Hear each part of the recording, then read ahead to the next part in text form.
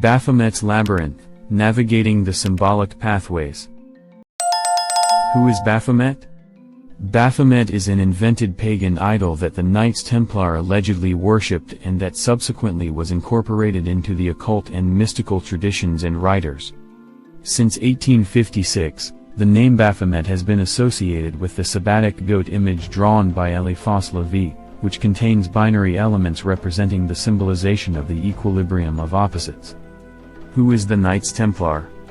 Many of us are familiar with the Knights Templar, or simply, the Templars, a Catholic military order formed in the mid-12th century who rose to surprising heights of power in such a short space of time.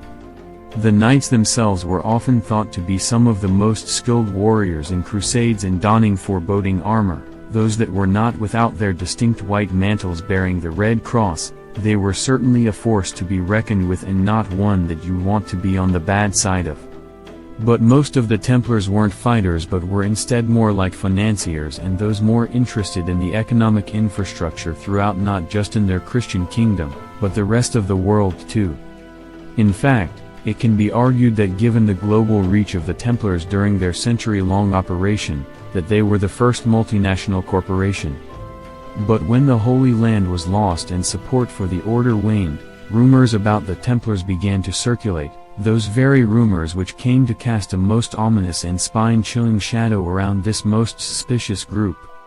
In fact, these rumors became so palpable that King Philip IV of France, who happened to also be in debt to the order, took advantage of the Templars' decline and seeking to erase his debts, had many of the Templars arrested, tortured, and executed. After harassing Pope Clement V for long enough, the Pope disbanded the Templar order, but those rumors that had permeated the air would live long throughout the ages and spur on speculation that the Templars were far more sinister than one might have realized. Perhaps even, owing to the supernatural. Amongst those rumors was the idea that the Knights Templar worshipped not the Christian God to whom their operations seemed to revolve around, but instead a more fiendish and hellish deity known as Baphomet. The Knights Templar and Baphomet. Christian association. Amongst the crimes that the Templars were accused of, some were more outrageous than others. Accusations of the usual heresy, homosexual activity and spitting and or urinating on the cross were all quite typical, but the latter of these crimes, the spitting and urinating on the cross, were thought by some historians to have been conducted by the Templars to mentally prepare them for violations they might have been forced to commit should they have been captured. But interestingly, there exist accounts that spitting on the cross was also a ritual commanded by the cult of Baphomet and that this was seen as an initiation process within the Knights Templar. With this idea, the Templars, or at least a sect of them, were not Christians and were using the image of Christ as a disguise for much more sinister antics.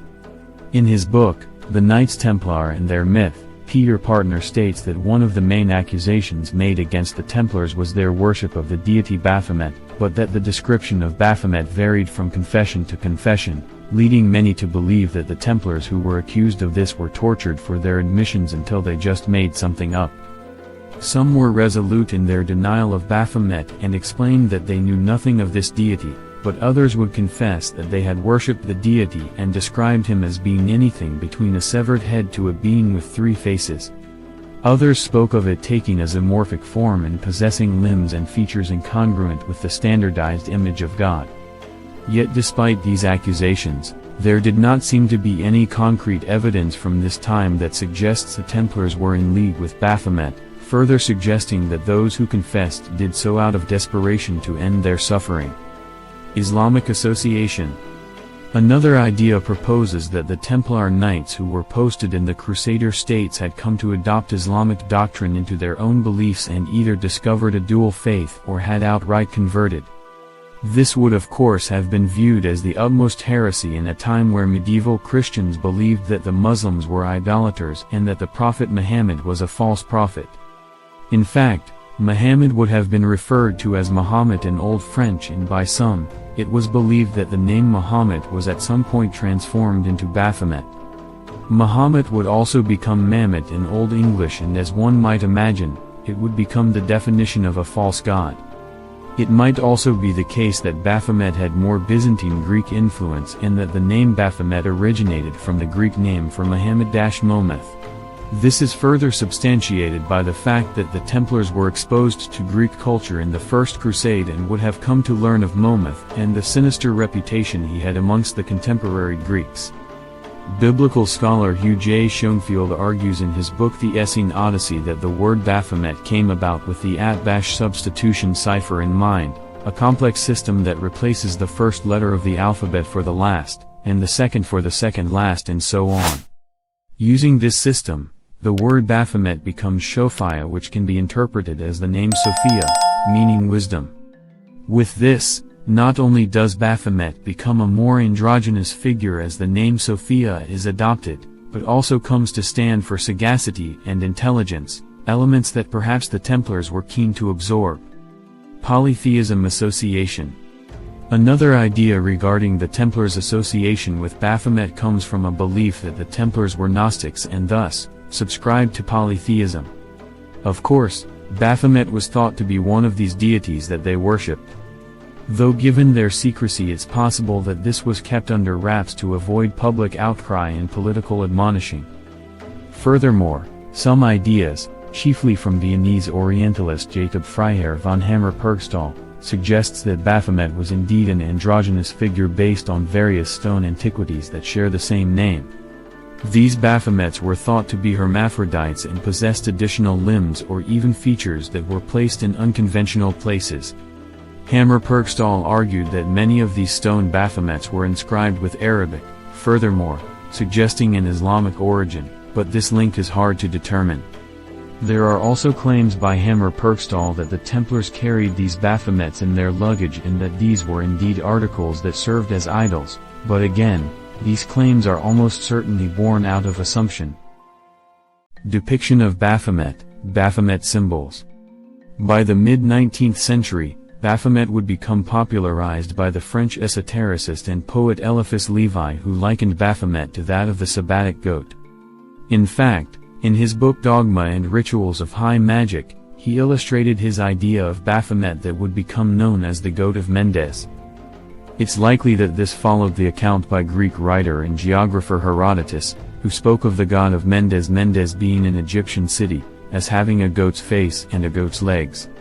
Levi depicts the deity as a winged humanoid goat that, much like Hammer-Purgstall's idea, also possessed breasts and thus adopted a more androgynous form. There was also a torch sported atop the goat's head where the sign of a pentagram can also be found. Baphomet's hands are also positioned to form the sign of the occult, according to Levi, with one hand pointing up to promote kindness and love and the other pointing down to promote judgment and limitation. It was believed by Levi that the positioning of Baphomet's hands promoted the perfect harmony between mercy and justice, one hand that expressed love and the other which expressed judgment. One of his arms is female and the other is male, yet again incorporating the blend of both sexes and forming something of a representation for everyone in existence. The torch positioned between his horns was thought to be either symbolic for intelligence or symbolic for the soul itself, which through Baphomet could elevate beyond the physical state. Levi tells us himself in Dogma and Rituals of High Magic. The beast's head expresses the horror of the sinner, whose materially acting, solely responsible part has to bear the punishment exclusively, because the soul is insensitive according to its nature and can only suffer when it materializes. The rod standing instead of genitals symbolizes eternal life, the body covered with scales the water, the semicircle above it the atmosphere, the feathers following above the volatile. Humanity is represented by the two breasts and the androgyne arms of this sphinx of the occult sciences. The depiction of Baphomet by Levi was also believed to have been a symbol for a more heretical tradition that existed outside of typical religious belief, and that the symbol stood for the emancipation of humanity and perfect social order.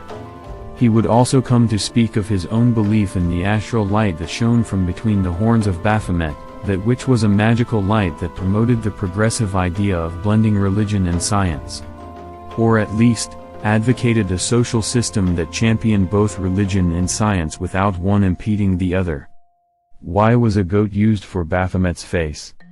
But many might be wondering why a goat was used for Baphomet's face at all, other than the possible inspiration that Levi may have drawn from Herodotus.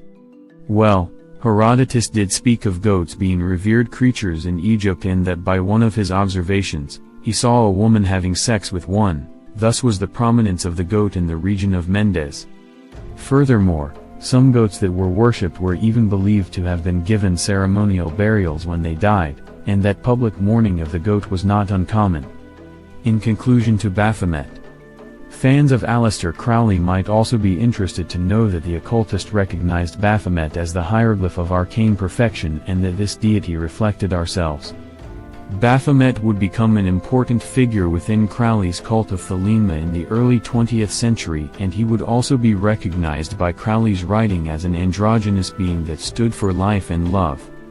As anyone who's studied Crowley for more than a minute, you'll know that sex magic played an integral role in his beliefs, and according to Crowley, Baphomet was also symbolic of the magical child that was produced through such sex magic. With this in mind, it was believed by Crowley that Baphomet represented the convergence of opposites, especially in this instance where the magically infused child would be conceived through the physical act of sex. Both magic and the ritualistic copulation and the biological fusing of sperm and egg would in a sense become a representation of Baphomet, who resembled the opposites.